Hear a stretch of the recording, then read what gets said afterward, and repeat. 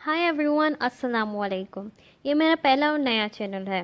मैं पूरी कोशिश करूँगी कि मैं अपने रिसर्च से आप सबको ट्रू और डिफरेंट स्टोरीज़ प्रोवाइड करूँ। आई होप आप मेरी वीडियो को ज़रूर इन्जॉय करेंगे। तो चलिए वीडियो स्टार्ट करते हैं। मैं आज आपको एक ऐसी स्टोरी के बारे में बताऊंगी शायद आपने कभी अपनी लाइफ में भी नहीं सुना होगा और ना ही सोचा होगा। हाँ, आजकल के ज़माने में हम ये तो सोचते हैं कि हम घर या गाड़ी तो किराए पर ले सकते हैं। क्या आप कभी पूरा मुल्क किराए पर ले सकते हैं? जी बिल्कुल। आज मैं एक ऐसे मुल्क के बारे में बताऊंगी जो आप इसको किराए पर ले सकते हैं। इस मुल्क का नाम लिechtenstein है। ये मुल्क यूरोप में है, स्विट्ज़रलैंड और ऑस्ट्रेलिया के बिल्कुल बीच में ही। ये इतना छोटा मुल्क है कि इसमें सिर्फ 38,000 पीपल तक ही रहते हैं। ये मुल्क यूनाइटेड नेशंस का मेंबर भी है। वैसे तो लिechtenstein में एक जमहूरी हुकूमत है जिनको लोग वोट देकर मुंतखब करते हैं। इनकी अपनी वज़ीर आज़म और प्रेसिडेंट्स भी मौजूद हैं और यहाँ बादशाहत भी कायम है। इस कंट्री की सारी ताकत इनकी शाही खानदान के पास है। इनके शहजादे का नाम प्रिंस हैज़ हैडम है। कहते हैं कि ये जगह इसी शाही खानदान ने खरीदी थी। इस जगह पर आज ये मुल्क मौजूद है। 2003 में एक अजीब व गरीब वाक़या पेश आया था जब प्रिंस एडम ने मुतालबा किया कि इसे ये ताकत दी जाए, इसका जब दिल करे ये लिechtenstein की हुकूमत को ख़त्म कर दे और पार्लियामेंट को तोड़ दे। कुछ लोगों को ये बात बिल्कुल भी पसंद नहीं आई, तो प्रिंस हैंस ने अगर इसकी बात मानी ना गई तो ये इस मुल्क को बिल गेट्स को बेच देगा और फिर मजबूरन सबको माननी पड़ गई। इस मुल्क में सिर्फ इनकी शाही खानदान की ही चलती है। लेकिन लिechtenstein बड़ा ही खुशहाल और अमीर मुल्क है। यहाँ जुर्म इतना कम है कि अक्सर लोग अपने घर के दरवाजे को लॉक तक भी नहीं करते और इनकी जेल्स तो तकरीबन बिल्कुल ही खाली होती हैं। इस मुल्क की तो अपनी कोई फौज भी नहीं है और ना ही इन्हें किसी से खतरा है।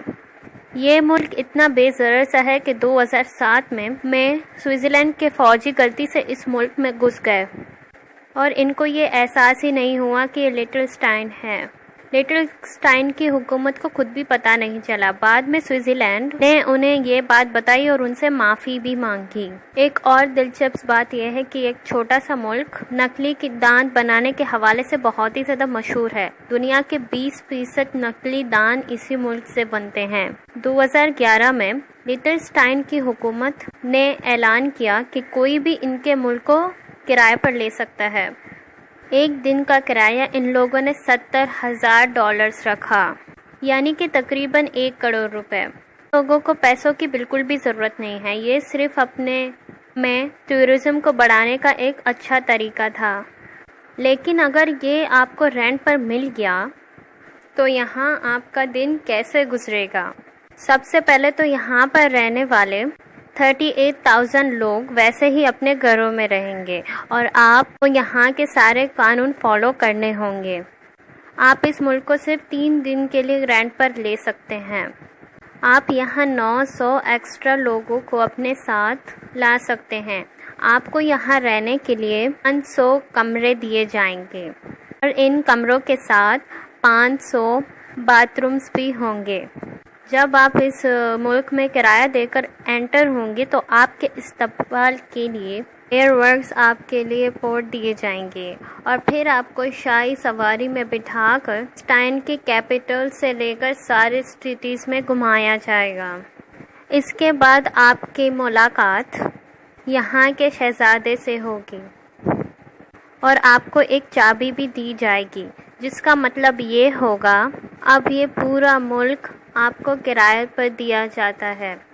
और सिर्फ यही नहीं, आपके नाम की एक करेंसी भी बनाई जाएगी जिस पर आपकी तस्वीर छपी हुई होगी और आपकी पसंद की सड़कों पर आपके नाम के बोर्ड्स भी लगाए जाएंगे और आप कहीं भी घूम सकते हैं, कहीं भी जा सकते हैं और कोई भी किसी किस्म की एक्टिविटी कर सकते हैं क्योंकि आपने पूरा मुल्क अपने किराए पर लिया हुआ है।